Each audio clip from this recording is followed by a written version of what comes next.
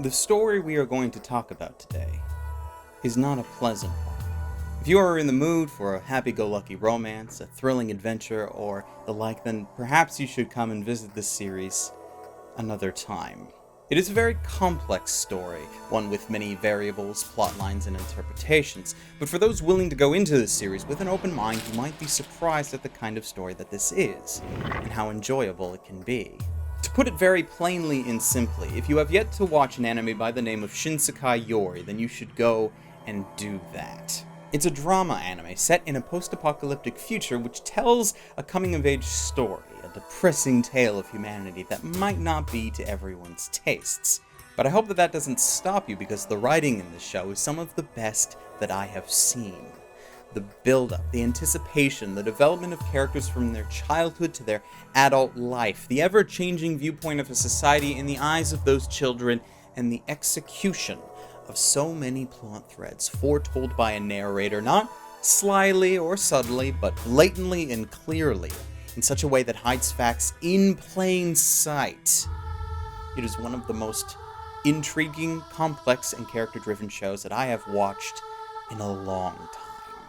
Ladies, gentlemen, and others, my name is Arcada, and welcome to Glass Reflection. Today, the 2012 anime from A1 Pictures, Shinsekai Yori, From the New World. Let's jam.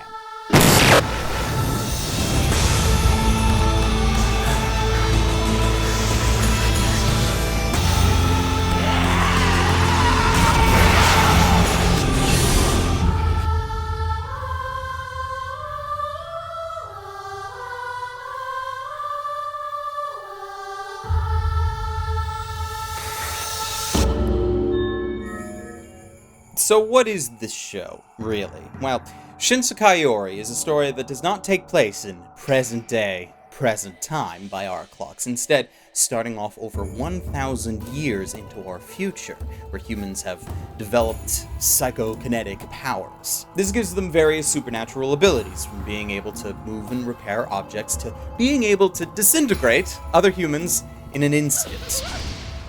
Thankfully, children are trained to use and control their powers from a young age, and there doesn't seem to be much worry or fear in someone getting so pissed off that they decide to go on a rampage.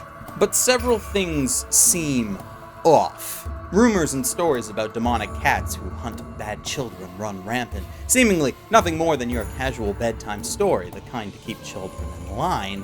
Difference being, however, that children are actually disappearing, and no one seems to care.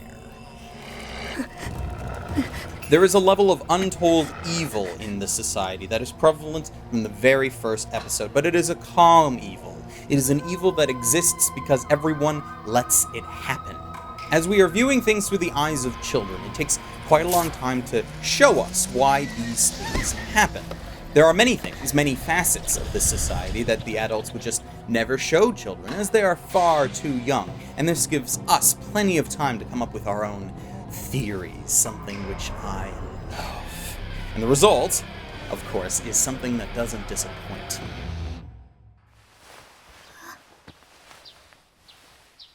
Our main character is Saki, a young girl who just recently gained her psychic powers, and her story is that of what you might imagine to be a common one in this world. She goes to school, has friends, they go out on trips, grow up together, fall in love, and deal with hardships. Her story is not one told traditionally, where we follow a very tight linear story, but rather her story is one that encompasses the majority of her life, starting with her childhood and ending in her late 20s, with narration by her future self.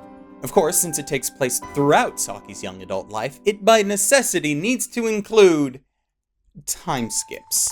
A time skip is a self-explanatory narrative trope used to further things along when the passage of time would instead bog down the narrative. Sometimes it can be used to great effect, like skipping 5 years in Attack on Titan, creating the illusion of a seamless narrative despite jumping ahead. Or it can be like in Gurren Lagann, cutting off a myriad of side plots and disorienting the entire story until it's able to ride itself several episodes down the line. In Shinsekai Yori's case, the time skip is kind of a necessary evil. It thankfully doesn't cut off any part of the plot in jumping ahead, but the disorientation still exists, especially in its first use, leading into episode 8, most well known for the sudden and inexplicable use of homosexuality everywhere. I'd rail harder on the time skip, but I understand its importance, even if I'm not a fan of it personally. This is a story that has to start with children, with that kind of introduction to the world, so that our understanding of events and their society would grow and be influenced by the same events and circumstances as the characters. This is so that we can develop the same way, but perhaps not with the same results. But the human society isn't the only focus of the show. Oh no. While the disappearance of children and the apathy of the adults is quite prevalent, we spend quite a few episodes learning about another of the world's societies altogether, the world of monster rats.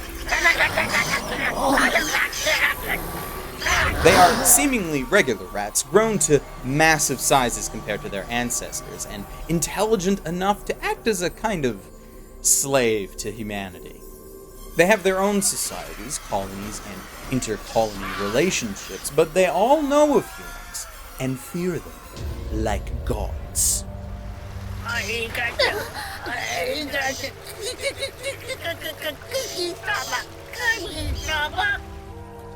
What this show is very good at is separating these various elements from the different societies, the different viewpoints, enough so that you can examine them on their own, but not so much that they don't connect, because they do.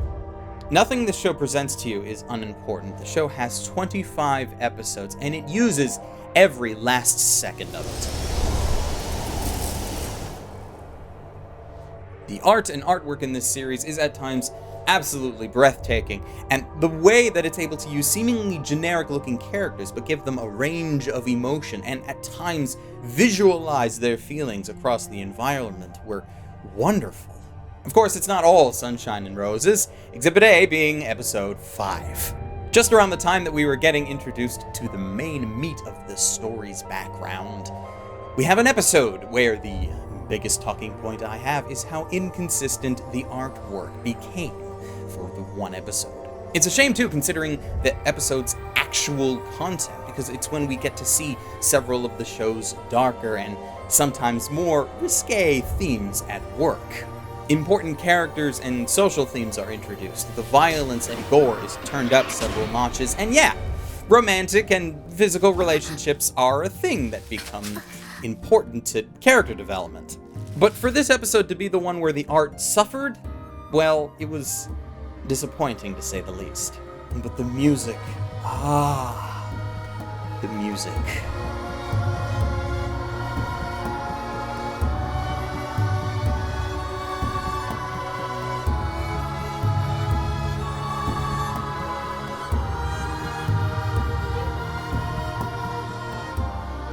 The whole soundtrack is this wonderful mix of tribal sounds, vocal chants, and at those perfect moments, some classical music to wash it all down. The show's title, Shinsekai Yori, comes from Antonin Dvorak's Symphony No. 9, titled From the New World. It's a wonderful little classical ditty used to great effect for the show's atmosphere. Also, anytime the soundtrack digs into some Ghost in the Shell vibes with its vocal chants were times that I seriously fell in love. Beyond that, though, there was a lot of meh, though thankfully it blended enough with the story and the rest of the presentation that it didn't matter all that much. Most of the battle, or rather action music, ended up being kind of samey, and there's this one track that I could swear used stock Windows sounds for its percussion.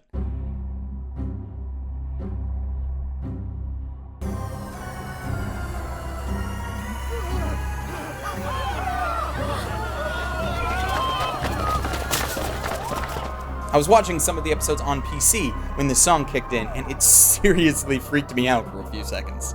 The last thing worth mentioning is just how everything in this show makes sense. Sure, we are dealing with situations and scenarios that are rather fantastical and not wholly realistic, but the series takes great pride in showing how the characters and how society in general would probably react given these circumstances.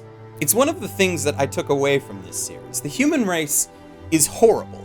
Absolutely horrible, and I can't really justify any actions taken by anyone in this series because I 100% believe that this entire story is one that could happen eventually in real life.